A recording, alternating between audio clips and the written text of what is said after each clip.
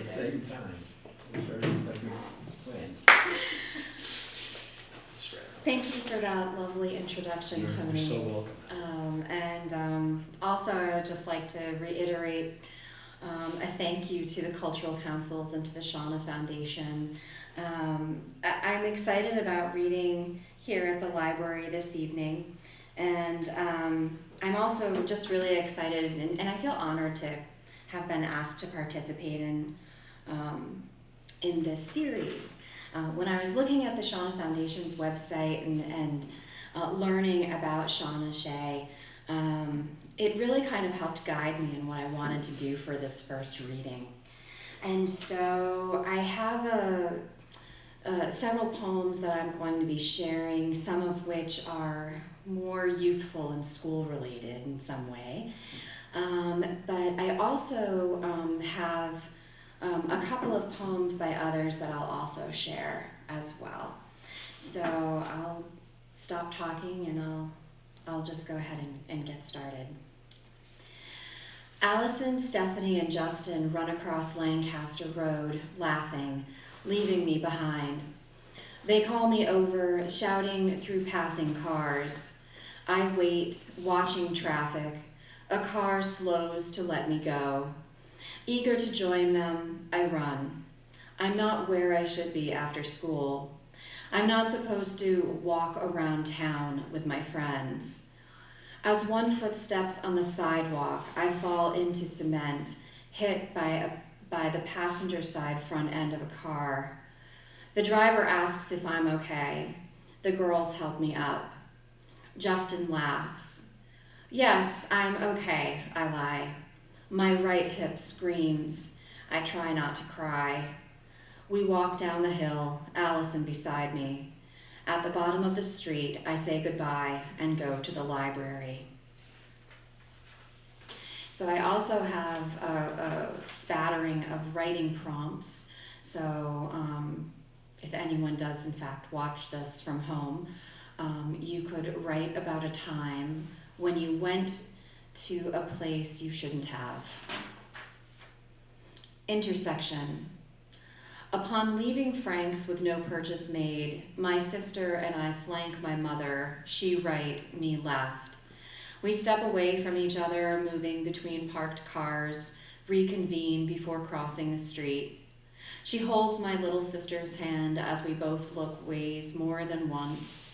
She grabs mine when I start walking, but I yank it away. She stares just for a moment.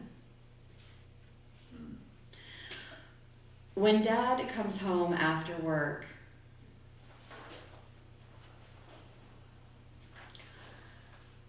she walks his boots on her hands, making herself a second set of feet, clomping around the red living room rug.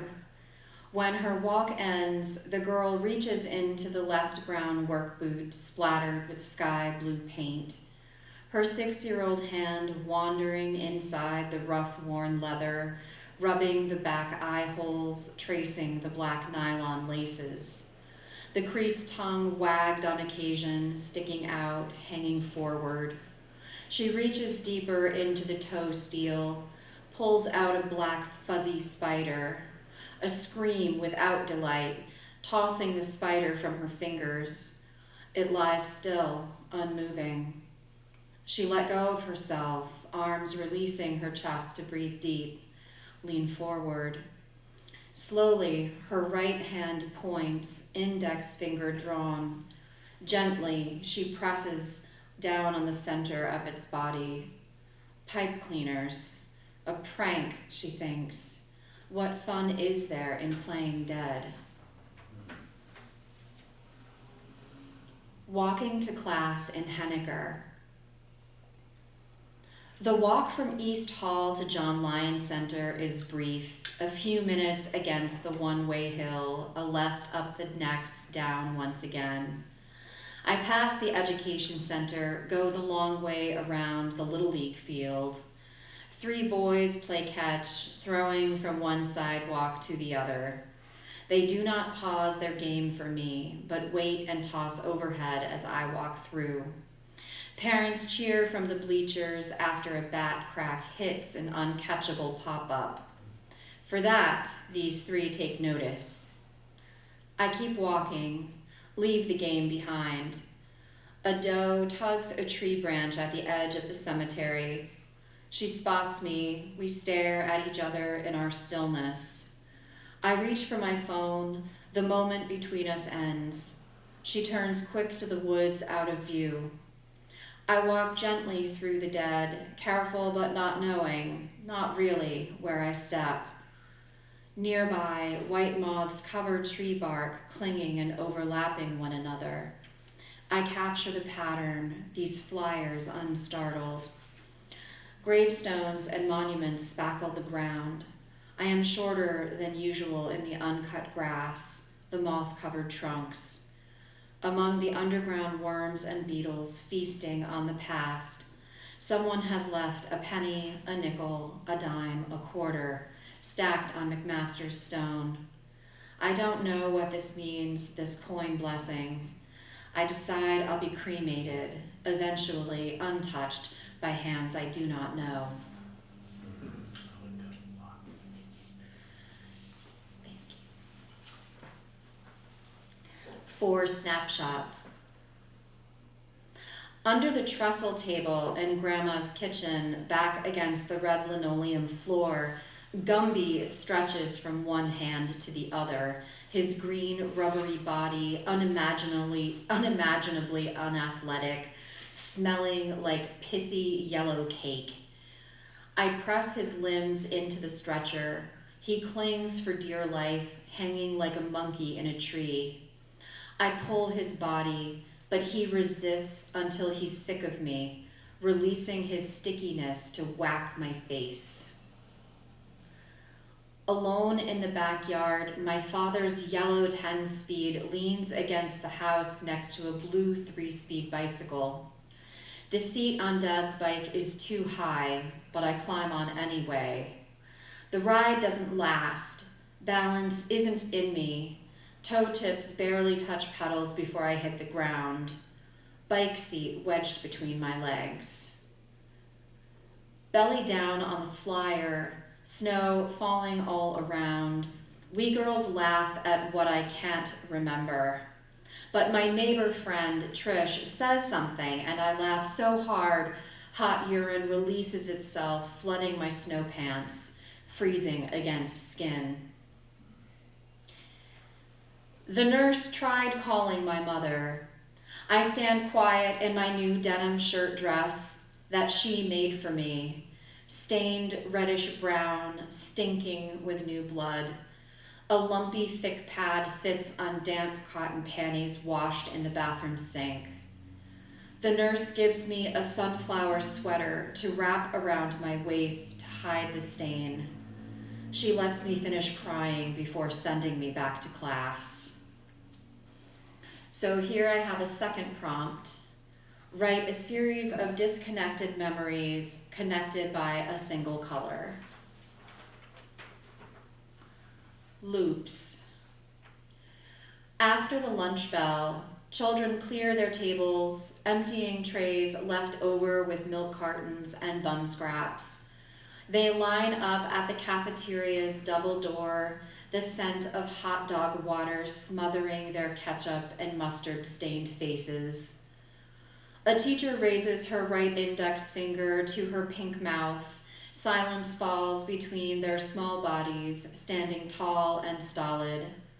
They follow her single file up the stairs, left arm down, right hand grip sliding up the banister, keeping balance and rhythm with each step climbing.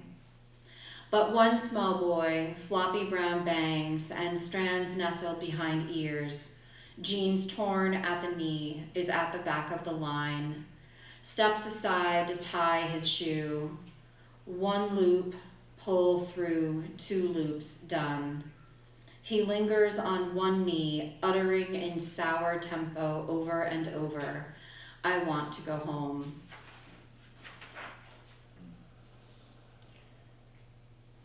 So I'll pause here for a moment. There's a wonderful anthology that is edited by Diana Whitney, who she's also a wonderful poet. Her first collection is called Wanted, and her newest collection is called Dark Beds. Looks like this. Diana is just wonderful. This anthology that she edited is called You Don't Have to Be Everything, Poems for Girls Becoming Themselves. This is called Rehearsal by Sarah Peters. I am walking through water with one of my sisters, the river banked with tiger lilies, the sun like having a lemon juiced into your eye, our senile dog ecstatic behind us, and I am yammering about my discovery, a chest-deep pool sentried by trees that caterpillars were killing with their yearly carnival tents. We reach, then ruin the pool with oils and shampoos. We scrub too much skin from our heels, then debate whether to sunbathe naked. That is, who is hiding in the woods? We joke so long and rough, the joke morphs till we're practicing for our future rapes. We both have numbers that we know are up. My sister's ears are speared with porcupine quills and steel, but she's placed her straw hat carefully over her stomach. As she talks, I watch while dragonflies and other less showy insects land on her burning shoulders. The dragonflies present their stenciled wings. I can't remember what the others do. My sister spits to clean each sunglass mirror. She wants me to hear how, when it happens, she'll do this scream. But when the scream comes, it's just like she's opened a shaken bottle of sparkling water. I am speechless only for the view of her throat's cushioned corridor. But when the scream ends, her eyes have broken off from the rest of her face. She takes our green net bag full of oranges and slams it down on the baking racks, beating the ground till the oranges soften and streak the air with the smell of their breaking. False alarm. But later she sat up, awake from sleep, her face open, lit by the flickering TV in her mother's bedroom. An acorn drops from an overhanging oak, hitting the metal rooftop with a sharp bang. She lay back down, closes her eyes. School tomorrow. So one prompt for this is write about what scares you the most. River memory. I was smaller then. Not the birth of a river, or wide mouth even, but narrow from the mountaintop through the forest floor, crossing our land. The brook slurps and gurgles over stones and big rocks, side-smoothed from its cold, fresh waters. When me and my body were smaller, we walked through birch and pine, over fallen stands, crashed sticky webs to a quiet place in the brook that opened wide and clear. Tiny whirlpools swirling as water bugs swam delicately across the surface. Shoes came off, shorts and shirt too. My body and I stepped into the cold mountain waters. We sat together, alone and unseen on a hot summer day. Speaking of somebody's bad ideas, Sandy rang the doorbell, ran away down the street, and the old witch lady opened the door, stooped over and scowling, skinny and gray. She glared, standing there. We had nothing to say, so she closed the door, but not before saying, "Don't you dare ever again." Or else, like that time Allison, Tara, Angie, and me were wandering where we shouldn't have, stuck crossing a sewage stream. Tara jumped first, Allison second. Angie fell in, and me too when I reached with a stick to pull her out. both of us covered in other people's shit as we walked through the trailer park to Tara's dad's to use the washing machine no one knew how to use. Or when I emptied hot ash from the wood stove into a paper bag, went upstairs, used the toilet, smelled something burning, flames shot up. My sister opened the sliding glass door to winter's night, somehow picked up the bag and tossed it into the snow-covered deck, extinguishing the entire situation with nary a word, like that time I took 3 chocolate peanut butter oatmeal cookies after my mom said no, but I took them anyway, one for each of us, my sister, her friend Tina, and me. We ate the rich, delectable sweetness upstairs, out of sight, but my mother somehow knew, because that's what mothers know, and she grounded me for I don't remember how long, but we still enjoyed cookies. And then there was algebra class, when Joe was sitting next to me and with nary a word proceeded to put his hand down my jeans. I was shocked, couldn't speak like everyone saw. How I wish I could cut his dick off.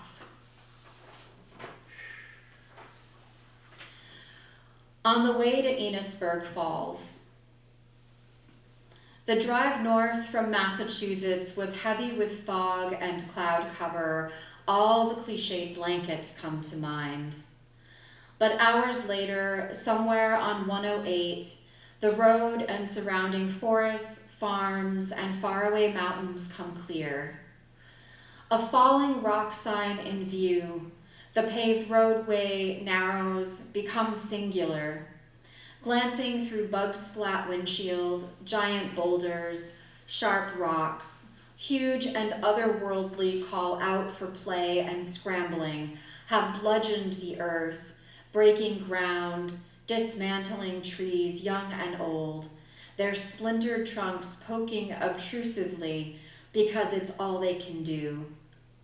Like a one-track road, each car takes turns passing through, slowly rounding blind corners with pitted caution in the early morning on a Thursday in September, where I drive with the windows down, listen intently for a safe school day. Steam memory. 17 magazine says to place your face over hot steam or place a hot face cloth over your face to open your pores, so I do. I face my face openly, heat rising to my skin. I force eyes to stay open. A sudden fizzle rises to the surface, my face self-effacing. Blue memory. I thought I was adopted, so I looked in my parents' bedroom for evidence, opening drawers, rifling through under things, but all I find is a vibrator, a copy of The Happy Hooker, and an issue of Hustler magazine. How can these people possibly be my parents? Didn't I arrive through some miracle of God? I stare at the oddities, glance over these sex objects I've laid on the bedspread. I put the vibrator away and start reading. That's awesome.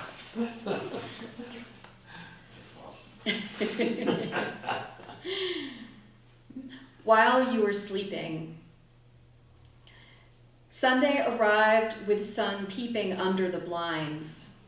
I got up after sex in a drab black tank top, slouching over breasts, its hemline resting on mothering hips. I find my navy blue cotton panties bunched up in the sheets near the edge of the mattress. The earth tilts when I seek balance to scoot them up my legs. Pull hair into ponytail, a brushing of teeth, I make way to the kitchen, brew hot coffee. Through the window above the sink, a man is rifling through our building's dumpster, occasionally throwing a plastic bottle or can into a grocery cart. There is no sun to face here as I watch him bend in, stand out, his jeans grimy, sweatshirt torn, hair unclean. The coffee is ready. A stack of books and magazines sit on the floor near the sofa. We've been so busy, I said yesterday. Let's have a reading day tomorrow.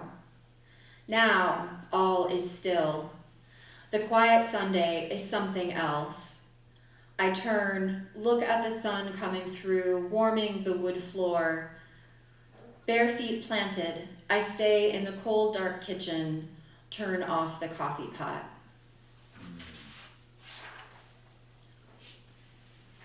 Discarded memory.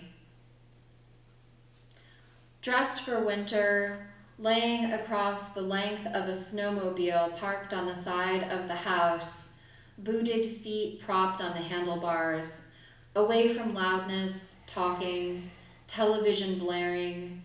Snow falls heavy, flakes dissolve on tongue, melt on face. The wet is startling. Deep breathing, the cold cuts throat, fills lungs. The quiet patters landing on blue snowsuit. A necessary aloneness.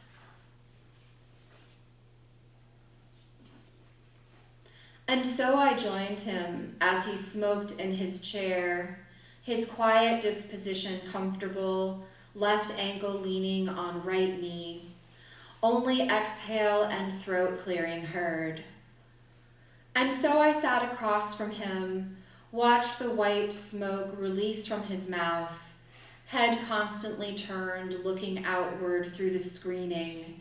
Not a word as I sip my coffee, no longer hot on my tongue. So before I read this last poem, which is a little longer, I wanted to just read a quick excerpt from Lucci's Wen Fu, The Art of Writing. I absolutely love this book. This one is translated by Sam Hamill.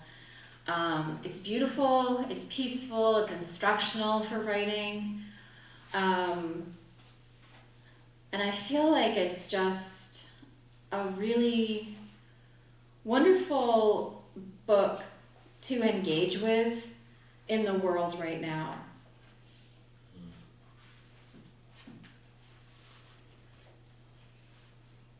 6. On harmony.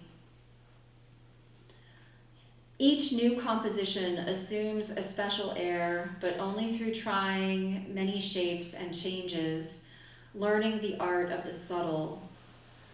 Ideas seek harmonious existence, one among others, through language that is both beautiful and true.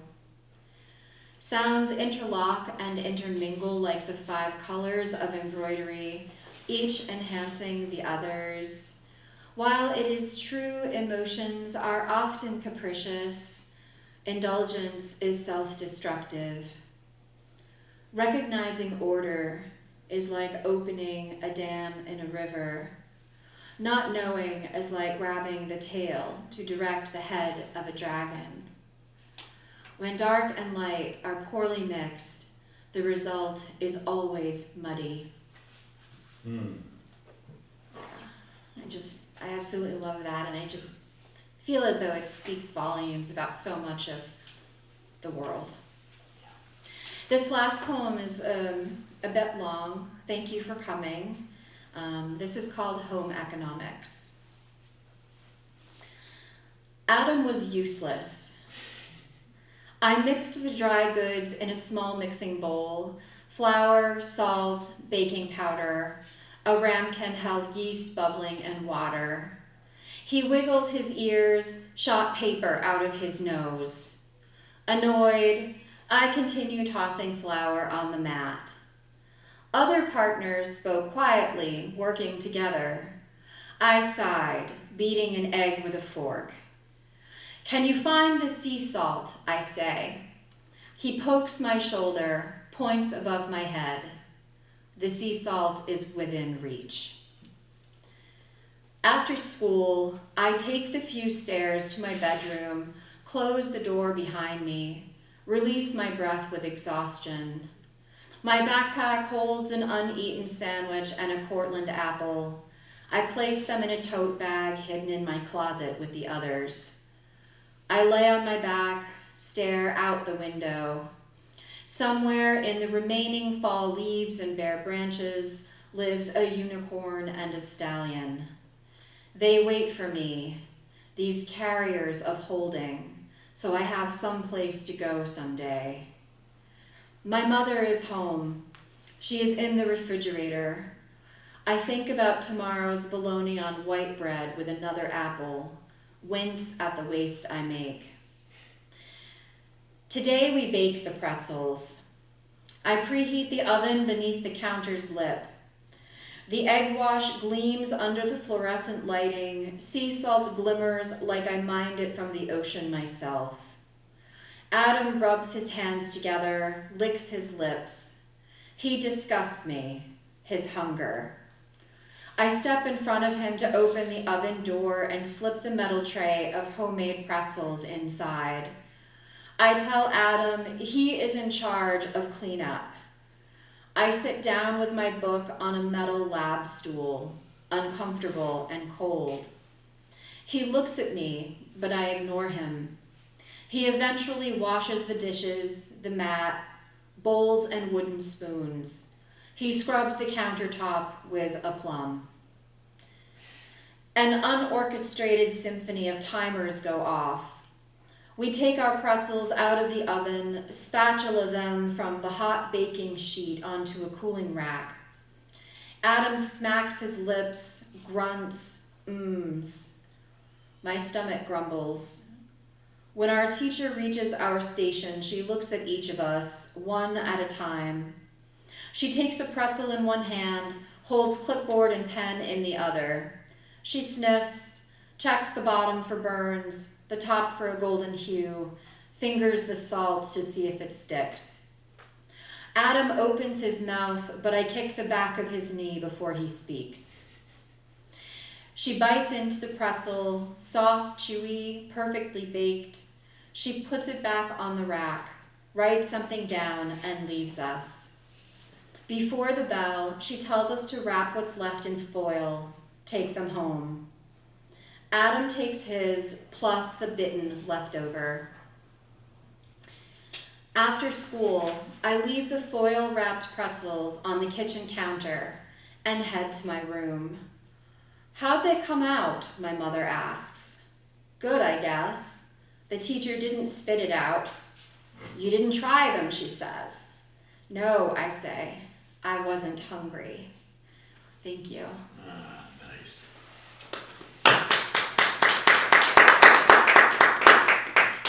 So I'm really looking forward to sharing some more work at the Oxbridge Public Library next week. I won't be repeating anything from tonight. Cool. Yep, and so I'm excited about that. And maybe Those some of of you us will will be be there. both appreciate that. I appreciate that too. Thank you very much. Thank Thank you. I got a couple of questions. Oh, yeah. Go ahead. Oh, that's right. I forgot about the Q&A. I'm sorry. I'll keep it short tonight. I was really struck by, I'm gonna make sure I phrase this right because I've been thinking about it.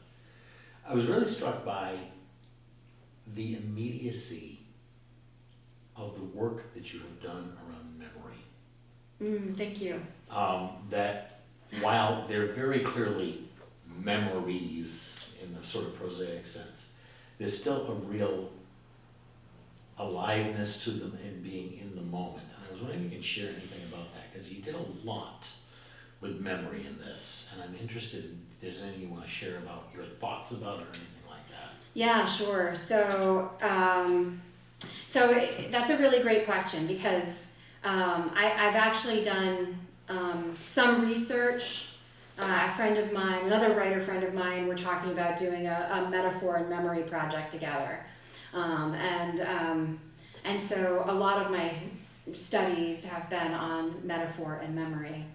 Mhm. And we cannot rely on just memory alone because, of course, as we get, it's not just a matter of getting older and not being able to remember things or things getting jumbled, but it's also a case of, two people can be in a situation and don't remember it the same way. Mhm. The outcome is not the same for both people. Or am I actually remembering something, or am I merely remembering what I saw in a photograph? Right.